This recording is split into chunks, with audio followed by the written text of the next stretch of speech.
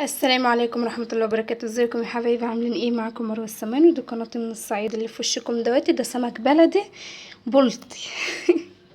طبعا انا نضفته وغسلته ونقعته بمية وملح ونقعته تاني بملح وليمون وشطفته. بص زي ما هو قدامكم كيف. ولا طبعا معايا الخلطة هنا، معايا توم مفروم مع قرن فلفل احمر، وحطيت لهم كمون وملح. هو لونه متغير شويه يا حبايبي عشان حطيت عليه كمون كتير، والفلفل الاحمر عمل لون كعالية. معلش هملحهم وهرجع لكم.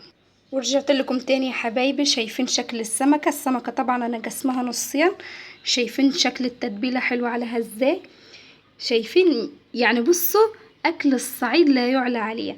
طبعا انا طبعا قسمت السمكة نصين. شايفين شكلها؟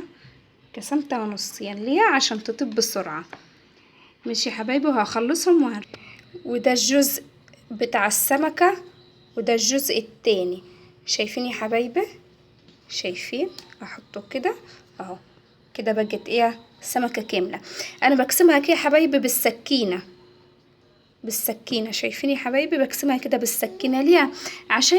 عشان السمكة بسم الله ما شاء الله، شايفين حجمها كبير. فطاسة الزيت مش يعني طاسة الزيت هتطيبها وكل حاجة، بس ايه يعني؟ هي ممكن تكون نية شوية، بس لا، احنا عليه ممكن نقسمها كنص يا حبايبي زي ما انا قسمتها كده، او نقسمها طرنشات، بس عادي مش هتختلف يعني. وانا كده يا حبايبي خلصتهم كلهم. شايفين حلاوة السمك الصعيدي؟ انا فضل معايا شوية توم فحطيته على الوش كده. بص يا حبايبي، السمكتين الصغيرين دميتي كانت تكملة الشروة اللي, اللي اشتريناها.